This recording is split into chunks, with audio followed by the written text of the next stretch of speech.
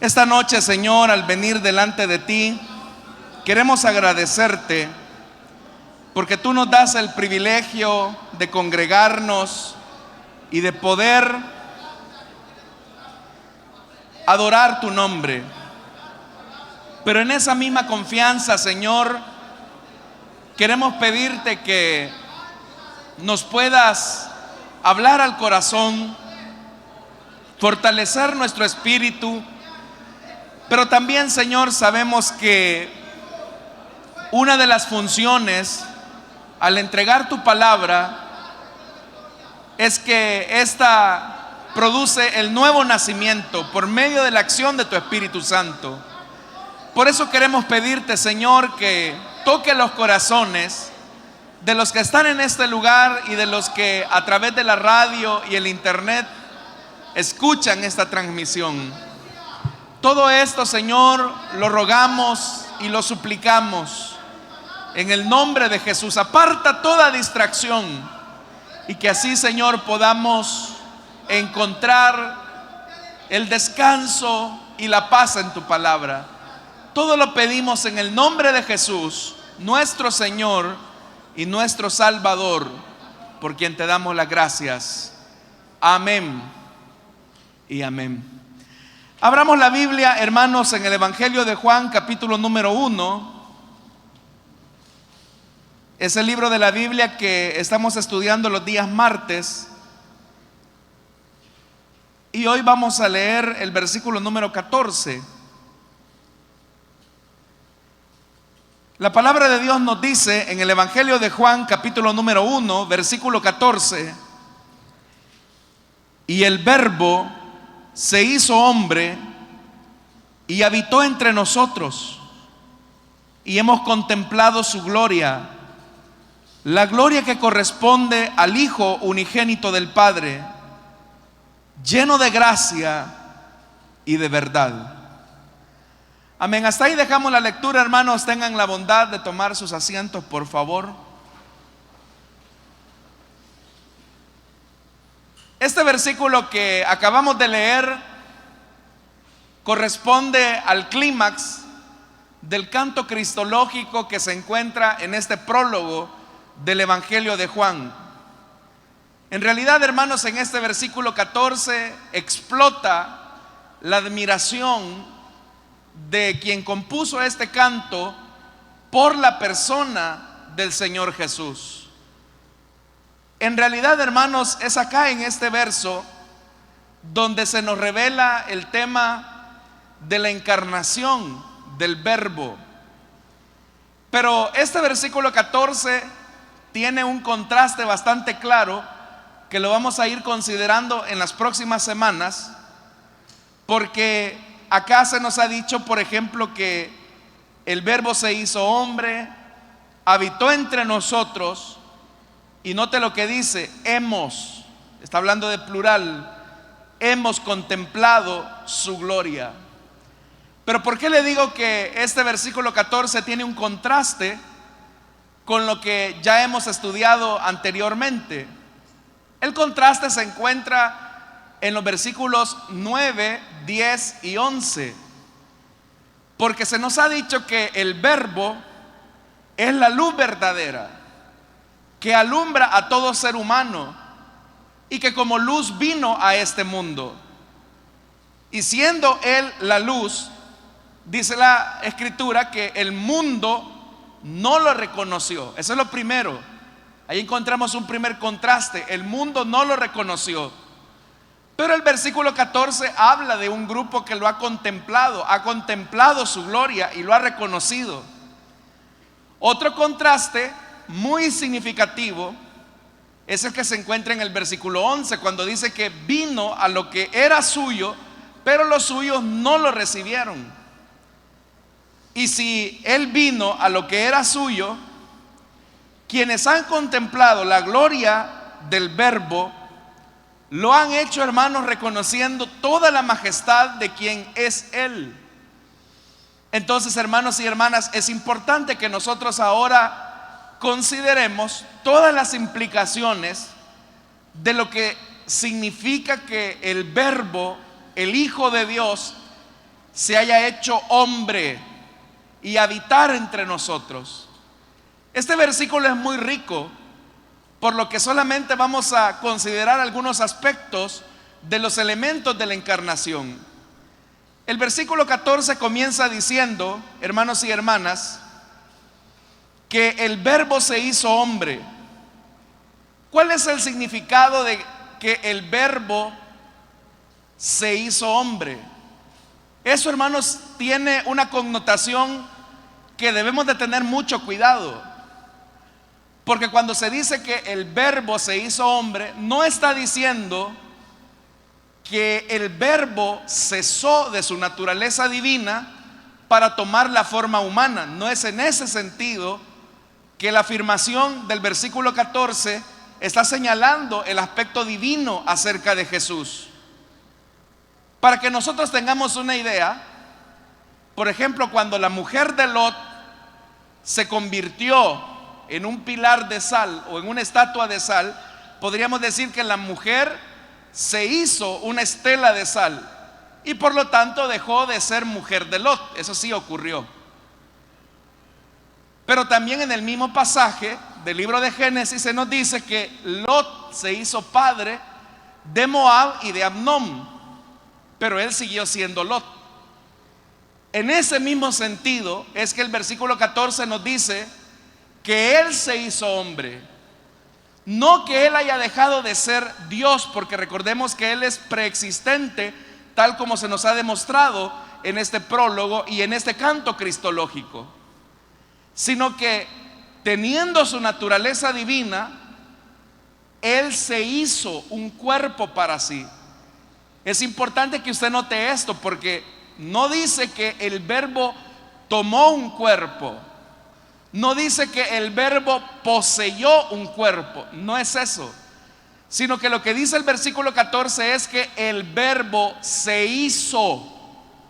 Y al hablar de hacer, nuevamente se vuelve a recalcar el hecho de que Él es creador, y como creador se hizo un ropaje humano, o se hizo un cuerpo en el cual se hiciera posible el milagro de la encarnación.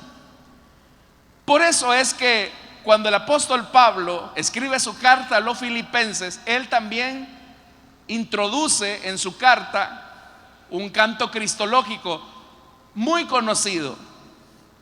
Cuando, por ejemplo, en el capítulo número 2, él dice que, hablando acerca de la naturaleza y de la actitud que debe de tener los cristianos, él dice que siendo por naturaleza Dios, no consideró ser igual a Dios como algo a que aferrarse, sino que por el contrario se rebajó voluntariamente, tomando la naturaleza de siervo y haciéndose semejante a los seres humanos. Pero el contenido de ese canto cristológico en la carta a los filipenses habla de esa acción, de una acción que él mismo hace. Él se rebajó voluntariamente. Él no consideró ser igual a Dios, sino que se hizo. No lo hicieron, como enseña la falsa secta de los testigos de Jehová, sino que Jesús se hizo carne, se hizo hombre, o como dice el canto cristológico de Filipenses, haciéndose semejante a los seres humanos, se manifestó como hombre y se humilló a sí mismo y fue obediente hasta la muerte y muerte de cruz. Eso es lo que dice el canto cristológico. Pero el hecho es importante, porque no se trata que el Verbo adoptó un cuerpo, sino que se hizo un cuerpo. No se trata de que Jesús, el Hijo de Dios, poseyera un cuerpo. Él tomó la forma humana. Entonces la segunda persona de la Trinidad, hermanos, asume la naturaleza humana sin dejar de ser Dios. La segunda persona de la Trinidad, a quien el Juan ha denominado como el Verbo, toma esa naturaleza humana sin abandonar la naturaleza divina. Esa relación entre la naturaleza humana y la naturaleza divina convergiendo en una sola persona es lo que se conoce como unión hipostática. ¿Y qué significa eso de unión hipostática? Significa que en la persona de Jesús está 100% la naturaleza humana y 100% la naturaleza divina.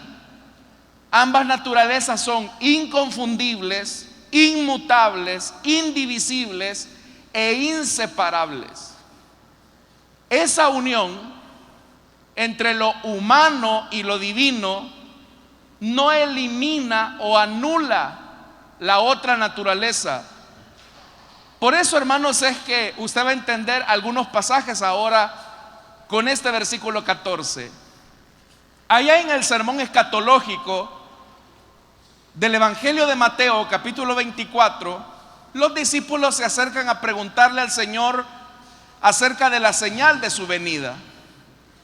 Y llama poderosamente la atención que si aceptamos el hecho de que Jesús es Dios, tal como se menciona en el Evangelio de Juan, cuando los discípulos le preguntan a Juan cuándo ocurrirán todas las cosas que él ha descrito, cuándo será el día de su venida, y Jesús dice que el día y la hora solamente lo sabe el Padre. Entonces, ¿cómo es que el Hijo, si es Dios, no sabe el día de su venida? A eso, hermanos y hermanas, es a lo que en teología se llama la kenosis de Dios. ¿Y qué es la kenosis de Dios? Que el Verbo, cuando se encarnó, se limitó en su naturaleza humana para no valerse de su naturaleza divina siempre. Él conservaba la naturaleza divina y él podía hacer uso de esa naturaleza divina. Y por eso es que Jesús le dijo a Pedro: mira, Pedro, si yo quisiera que tú me defendieras, en realidad yo tengo una mejor defensa. Yo podría decirle a mi Padre que envíe huestes celestiales para que me defiendan, y lo haría. Pero ¿por qué Jesús no lo hizo? Si él tenía el poder. Porque él se limitó, se autolimitó en su naturaleza divina. Entonces, por eso es que vemos a Jesús que en algunas ocasiones como humano se cansaba, pero nosotros sabemos que Dios es todopoderoso. Sabemos que el Señor es el sustentador de todas las cosas, pero Jesús tuvo hambre. Entonces, por eso yo le decía que es importante que nosotros entendamos cómo la naturaleza humana y la naturaleza divina se suman en la persona de Jesús. Y la naturaleza humana no anula ni elimina la naturaleza divina de Jesús, ni la naturaleza divina de Jesús anula su naturaleza humana. Porque cuando Jesús se hizo hombre, se hizo carne, como lo traduce la Reina Valera, él siguió manteniendo ese cuerpo. Entonces, hermanos y hermanas, Juan de lo que nos está describiendo en este prólogo, y específicamente en el clímax de este canto cristológico, es que hay una unión entre lo eterno y lo temporal. Porque nosotros sabemos que nuestro Dios es eterno, pero las características humanas son temporales. Pero ahí viene lo milagroso, que esa condición humana que Jesús asumió, hoy ya deja de ser temporal para ser eterno. Y en la Biblia, hermanos y hermanas, nosotros encontramos un contraste de lo eterno y lo temporal, de Dios y el hombre. En toda la Biblia nosotros encontramos esa tensión. Por ejemplo, cuando el profeta Isaías decía: voz que decía, da voces, y yo respondí, ¿qué tengo que decir a voces? Esto se encuentra en el capítulo 40 de Isaías. Que toda carne, oiga, es hierba, y toda su gloria como flor del campo. La hierba se seca y la flor se marchita, porque el viento del Señor sopló en ella. Ciertamente como hierba es el pueblo, sécase la hierba, marchítase la flor, mas la palabra de Dios permanece para siempre. Ahí hay un contraste, porque está hablando de la temporalidad del pueblo, de la temporalidad humana, pero la contrasta con la palabra de Dios, que es eterna. Pero ¿cómo se nos ha presentado a nosotros a Jesús en este capítulo 1? Como el verbo. Y hemos dicho que el verbo es la palabra de Dios, es el mensaje de Dios.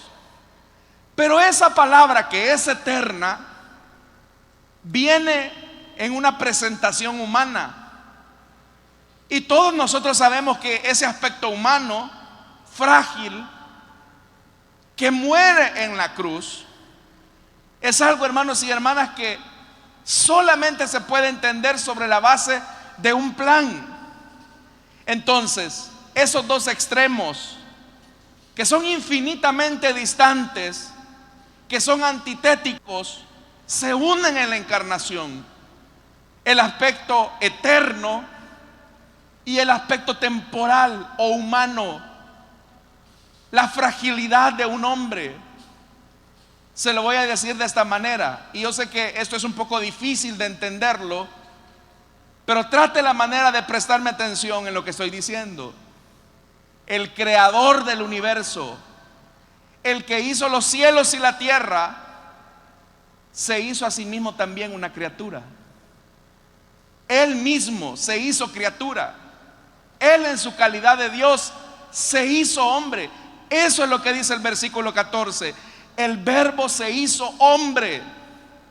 Significa entonces que a Jesús nadie lo hizo, como enseñan los testigos de Jehová. Él tomó la forma humana.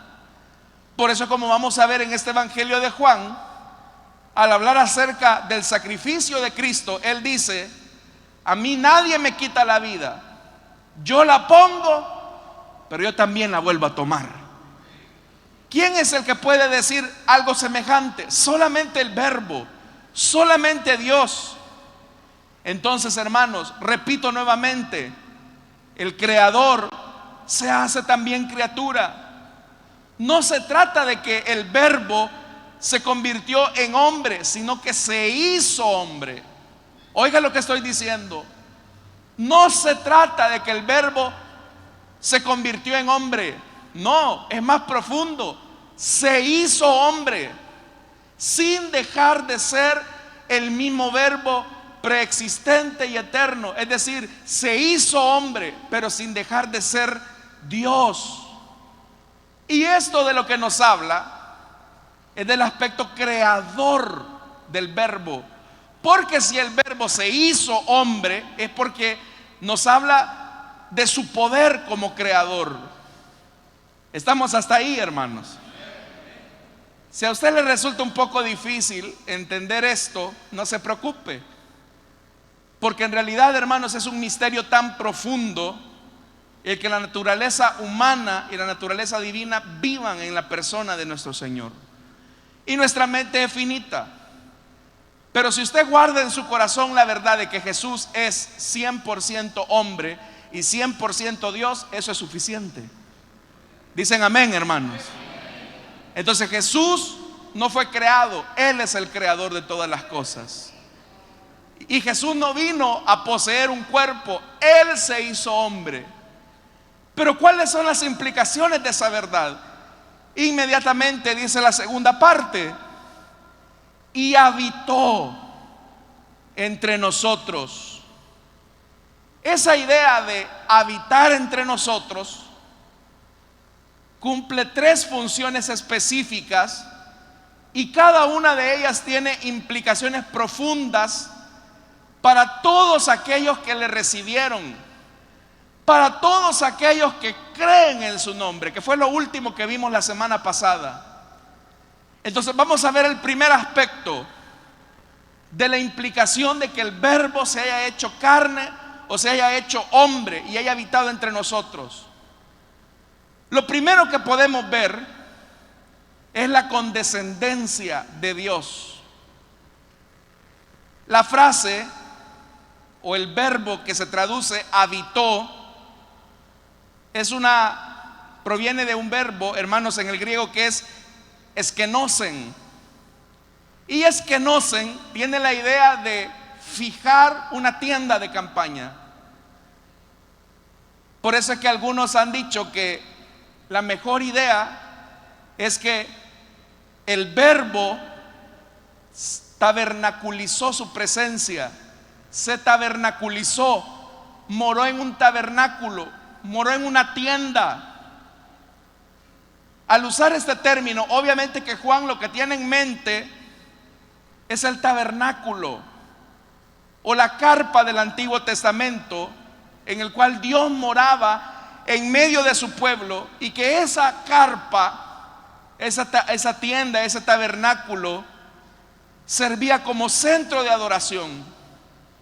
Entonces lo que era transitorio, como era una tienda de campaña a la que se le dio el nombre de tabernáculo en el Antiguo Testamento, era Dios morando en un tabernáculo provisional. Y eso específicamente tiene la idea de lo que fue el verbo. Porque es verdad que el verbo se hizo hombre. Y como dice el profeta Isaías, le vimos sin parecer. Porque cuando Jesús caminó en las calles polvorientas de Galilea, Él parecía un hombre común y corriente, un hombre que pasaba desapercibido. No crea usted que era rubio, ojos azules y llamaba la atención. No, se veía como un judío normal. Pero detrás de esa capa, detrás de ese velo de carne, estaba encerrada la presencia divina de Dios. Para que usted tenga una idea, en la tienda del tabernáculo habían 4 velos que cubrían la tienda. Tal vez usted cuando lee esos pasajes hasta se aburre y dice: ay, qué aburrido estas descripciones que dan de la tela, pero tiene un significado. Por ejemplo, la primera tela que hacía la tienda del tabernáculo era, hermanos y hermanas, tela de tejón, o era un velo de tejón hecho de piel de tejón. Y el tejón tiene una piel oscura, corriente, sin gracia. De tal manera que cuando los israelitas veían el tabernáculo de Dios, lo que veían, la primer tela que veían era la tela de tejón. Era una tela oscura, rústica. Pero abajo de esa tela de tejón había otra tela, que era una tela de pelo de cabra. Y esa tela de pelo de cabra era blanca. Eso habla de la perfección, habla de la santidad. La tela de tejón, que era la primera capa, que era la que se veía, eso habla de la humanidad de Jesús. Pero abajo de la tela de tejón estaba la tela, como le repito, de pelo de cabra, que era una tela blanca, muy blanca. Y eso habla de la santidad de Dios. Más abajo, hermanos y hermanas, estaba la tela de macho cabrío o de carnero, que era una tela de color rojiza. Y eso habla de la sangre, eso habla de su sacrificio, de su muerte, de su redención. Pero en la tela más abajo, que era la que solamente el sumo sacerdote podía ver cuando entraba al lugar santísimo, era una tela de lino retorcido con carmesí, púrpura y color azul. Y dice la Biblia que era lino retorcido. El carmesí nos habla de su sangre. El lino nos habla de su deidad, de su santidad. Pero el color púrpura nos habla de su realeza. Pero note que esa última tela estaba muy adentro. Los israelitas no la podían ver. Lo que los israelitas veían era la tela de tejón, esa tela negra, oscura. Pero abajo de esa tela de tejón se escondía en esencia la naturaleza de quien moraba ahí. Lo mismo pasó con el Señor Jesús. Él tenía un cuerpo normal como el de nosotros, con todas las naturalezas de un ser humano, pero dentro de su cuerpo moraba en plenitud la naturaleza divina de nuestro Dios. Entonces, hermanos, cuando acá dice que habitó entre nosotros, nos habla de que Jesús se hizo un cuerpo para sí, que fue un cuerpo limitado, fue un cuerpo muy humano, sintió hambre, tuvo sueño, se cansó, experimentó tentaciones. Y por eso es que la profecía decía que Él sería Emmanuel. ¿Y qué significa Emmanuel, hermanos? Dios con nosotros. Que Dios se haya hecho carne, que Dios se haya hecho hombre para habitar en medio de nosotros. Eso nos habla, hermanos, de la comunión. Porque así como el tabernáculo estaba en el centro del campamento y las tiendas del pueblo de Israel alrededor de esa tienda de reunión, así también ahora el Verbo, el Hijo de Dios, el unigénito del Padre, se colocó en medio de los seres humanos. Entonces la encarnación del Verbo es un hecho milagroso de condescendencia.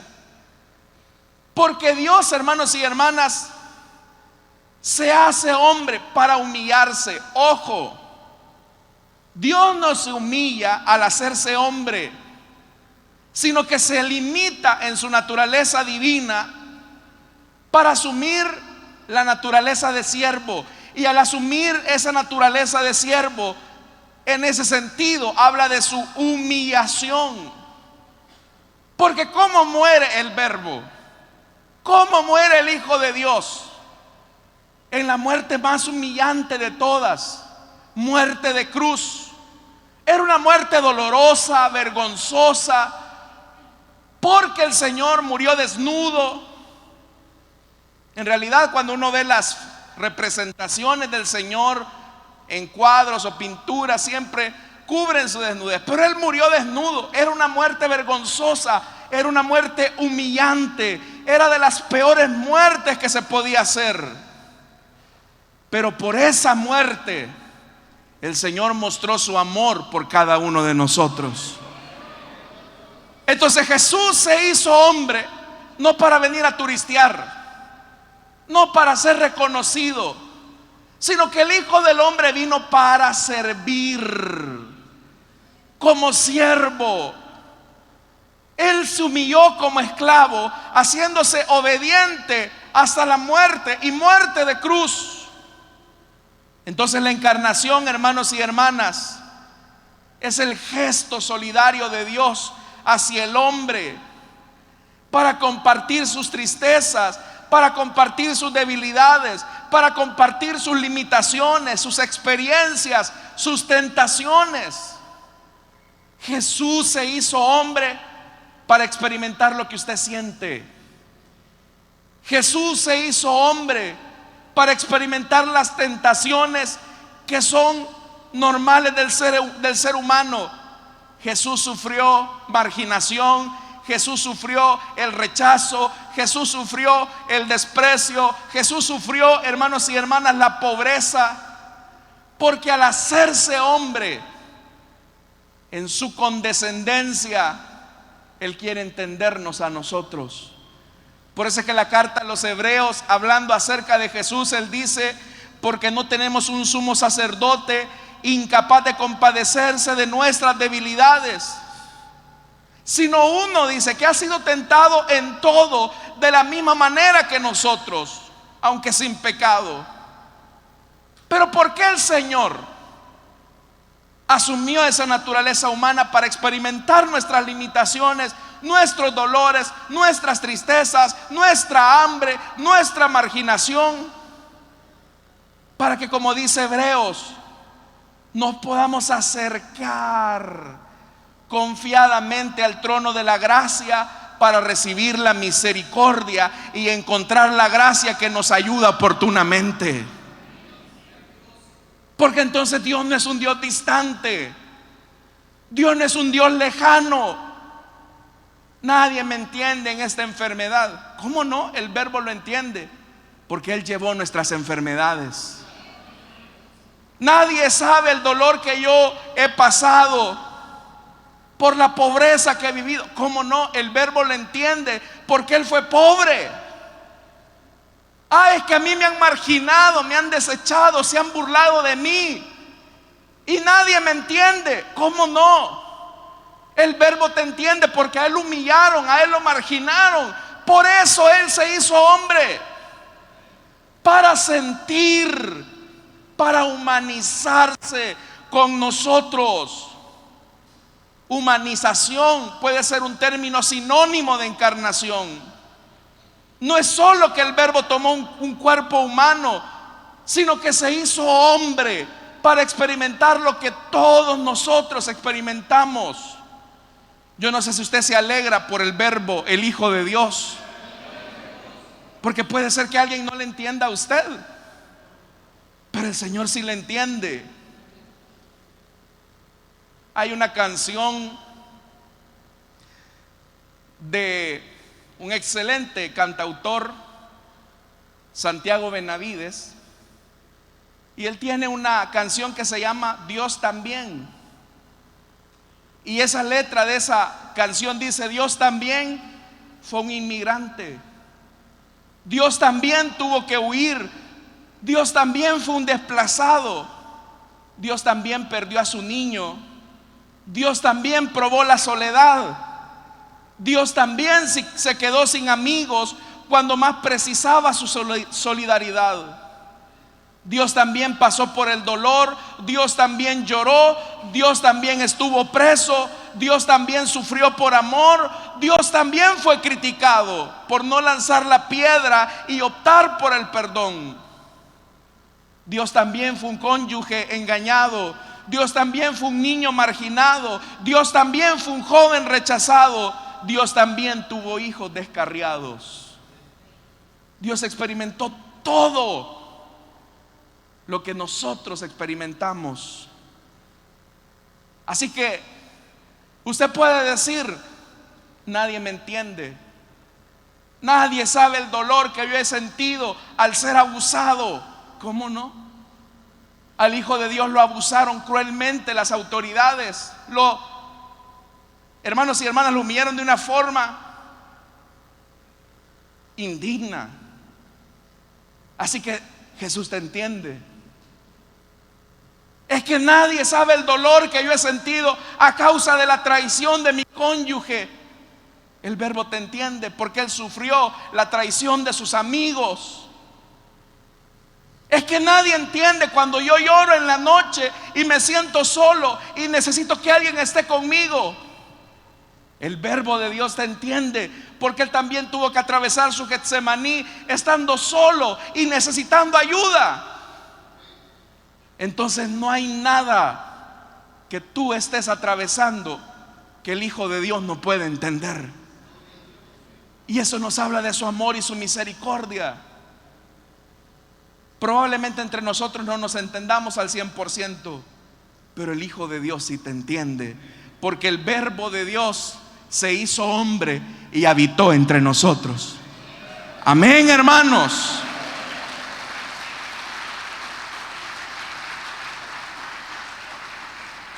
El segundo aspecto de que Dios se haya hecho hombre y haya habitado entre nosotros, porque ese es el centro de la encarnación, que el Verbo se hizo hombre. Recuerde, ese Verbo estaba junto a Dios. Eso ya lo vimos en el versículo 1. Él era el creador de todas las cosas, y siendo el creador de todas las cosas, acompaña a los hombres que estamos sumidos en tinieblas para hacerse la luz del mundo y ser la luz en cada parte interior de cada hombre. Significa que Él se hizo hombre pero no se despojó de su naturaleza divina, porque a través de su habitación entre nosotros, Él nos dio redención y vida eterna. Él se hizo hombre y habitó entre nosotros, hermanos y hermanas, para darnos la vida. ¿Y cuál vida? La vida de Dios. Esa vida que nos introduce en la comunión que tiene el Hijo con su Padre. Es como el Hijo diciendo: ven a mí, hey, ven, yo soy la luz y quiero que conozcas a mi papá. Pero es que tu papá me da mucho miedo. Tu papá no mora con los pecadores y yo tengo mucho pecado, estoy sucio. Tu papá me da mucho miedo. No, es que tú no lo conoces. Tú no lo conoces. Él es un Padre amoroso, Él es santo. Pero ven, te voy a quitar tus vestidos negros, tus vestidos sucios, y te voy a dar mis vestidos para que puedas conocer a este Padre lleno de amor. Y eso fue lo que Jesús hizo cuando se entregó por nosotros en la cruz del Calvario. Nos quitó los vestidos de inmundicia para darnos sus vestidos de santidad y de justicia.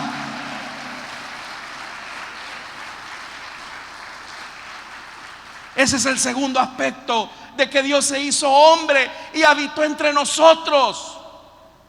Pero es tanto el deseo, es tanta la pila, vamos a decir, como dicen los muchachos, es tanta la pila de Dios por querer estar cerca de nosotros, que ahora Dios ya no habita en templos hechos por manos de hombres, sino que cuando Él nos quita las vestiduras de inmundicia, cuando Él nos da sus propias vestiduras, Él mismo viene a habitar en nosotros a través de su Santo Espíritu.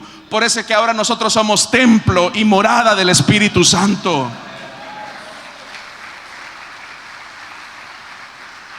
Eso significa que el Verbo se hizo hombre y habitó entre nosotros. Es verdad que habitó hace 2000 años con sus discípulos, pero ahora Él habita entre nosotros. En una ocasión unos jóvenes llegaron a preguntarle al pastor Cho: oiga, pastor, ¿y dónde vive Dios? Y el pastor se quedó pensando y dijo: bueno, de veras, ¿dónde está la dirección de Dios? Y les dijo: vengan mañana y les voy a tener una respuesta. Y el pastor Cho se fue a orar a su habitación y comenzó a decirle: Señor, ¿y tú dónde vives? ¿Cuál es la dirección donde moras? ¿Cuál es el sitio de tu residencia? Y a la voz del Espíritu Santo le dijo: yo habito, y le dio la dirección, que era la dirección donde él vivía. Yo no sé cuál es su dirección, hermano, pero suponiendo que esta fuera nuestra dirección, ¿dónde habita Dios? Dios habita en Final 29, calle Poniente, barrio San Antonio. ¿Y habita en este cajón? No, habita en los que vienen a esta casa. Habitan aquí. El Señor habita acá en medio nuestro. Él habita en nuestro corazón. Al día siguiente el pastor Cho les dice: miren, muchachos, ¿saben dónde vive Dios? Ahí. Y le señaló su corazón. Dios ahora habita entre nosotros, vive dentro de nosotros. Por eso yo le decía: ve el contraste. ¿Cómo es que lo eterno, lo santo, lo puro, ahora viene a ser morada en usted? Hombre finito, hombre, hermanos y hermanas, con errores y defectos, pero Dios quiso habitar entre nosotros. Ese es el deseo de Dios. Ahora, hermanos y hermanas, ¿cuál es la tercera implicación de que el Verbo se hizo hombre y habitó entre nosotros? Bueno, que el Verbo está haciendo realidad el sueño que Dios siempre tuvo al crearnos a nosotros, los seres humanos. Dios quiere vivir plenamente con nosotros. Dios quiere tener una morada con nosotros para siempre, por la eternidad. Usted sabe que este cuerpecito que usted y yo tenemos se va desgastando, hermano. Solo son tronazones en la mañana, ¿verdad, hermano? Todos los huesos. Y ese cuerpo ya se va acabando. Pero nosotros sabemos que este cuerpo no es el fin, sino que el Señor nos ha de dar un cuerpo glorificado. Y al darnos un cuerpo glorificado, el día de la venida del Señor, cuando los muertos en Cristo resuciten, en ese día será finalmente realidad el sueño de Dios. ¿Y cuál es el sueño de Dios? Que el Verbo ha venido a cumplir por medio de su redención y de su sacrificio.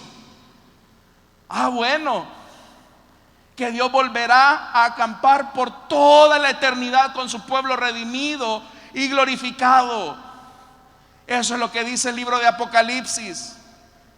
Y oí una gran voz del cielo que decía: he aquí el tabernáculo de Dios con los hombres, y Él morará con ellos, y ellos serán su pueblo, y Dios mismo estará con ellos como su Dios. Enjugará Dios toda lágrima de los ojos de ellos, y no habrá muerte, ni habrá llanto, ni dolor, porque las primeras cosas pasaron. Ese es el sueño de Dios, poder vivir con nosotros por la eternidad, hermanos y hermanas.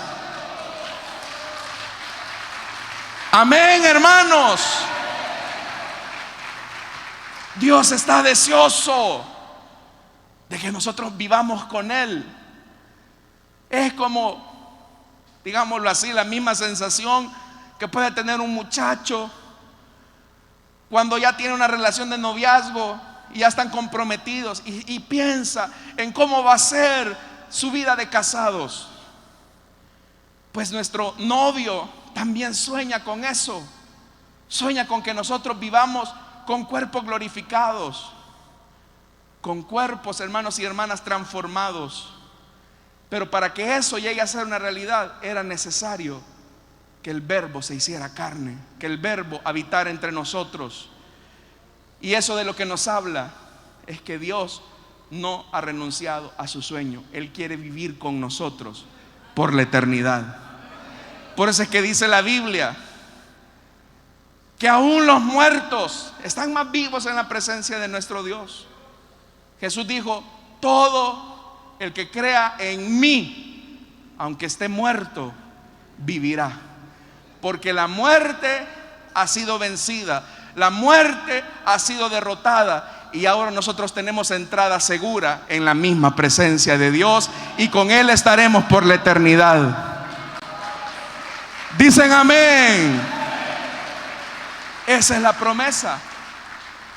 Entonces, hermanos, varias lecciones podemos haber aprendido de esta pequeña frase: el Verbo se hizo carne, o el Verbo se hizo hombre y habitó entre nosotros.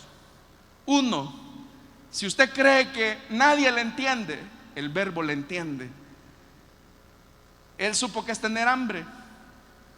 Él supo que lo tuvieran por loco. Él, hermanos y hermanas, Él supo lo que le dijeran: tienes que salir de tu casa e irte. Jesús experimentó todo. Así que podemos correr a Él para que Él nos socorra y nos dé de su misericordia. Pero también nos describe otra cosa importante: el fuerte deseo de Dios de vivir en nosotros, con nosotros, por toda la eternidad. Esa es la esperanza cristiana. ¿Cuántos de nosotros creemos en eso, hermano? Así que démosle gloria al Verbo de Dios, hermanos y hermanas. Amén, hermanos. Vamos a orar y vamos a cerrar nuestros ojos.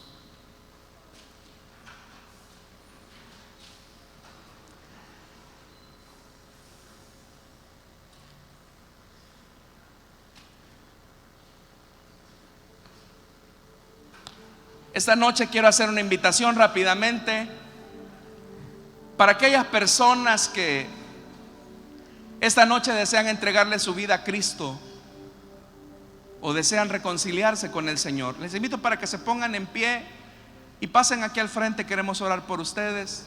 Venga, permítanos orar. Dios le bendiga al caballero que viene en este costado. La iglesia intercede para que el Señor toque los corazones. Nadie esté con los ojos abiertos. Oremos para que el Señor toque los corazones y se revele a las vidas, como lo hace con la vida de este caballero.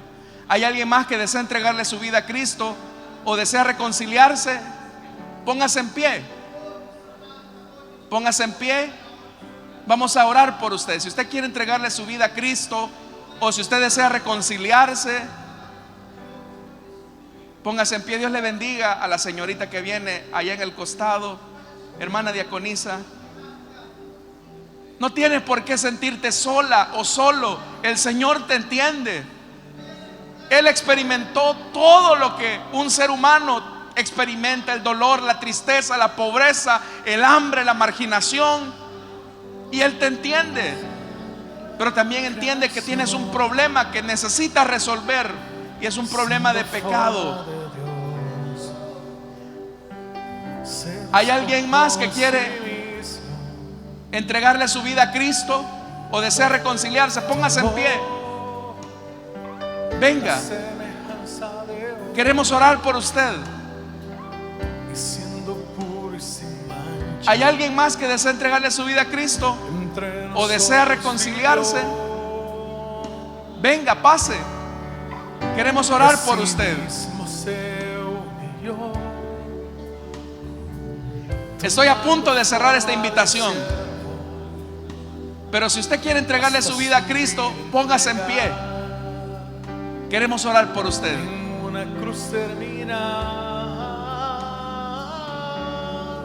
Vamos a orar por estas vidas. Padre que estás en los cielos, Señor, te damos las gracias porque te has revelado a estas vidas esta noche. Gracias, Señor, porque tú les entiendes y ahora tu deseo es venir a morar en ellos por medio de tu Santo Espíritu. Perdona sus pecados, dale vida nueva, Señor, y que a partir de ese momento tengan la luz que resplandece en la oscuridad. Te lo pedimos, Señor, en el nombre de Jesús. En el nombre de Jesús. Amén y amén. Les damos la bienvenida a nuestros hermanos. Fuerte ese aplauso, hermanos. Hay fiesta en los cielos. Bienvenidos, hermanos. Que el Señor les bendiga. Vamos a orar, hermanos. En esta ocasión lo vamos a hacer por nuestras ofrendas y nuestros diezmos. Y mientras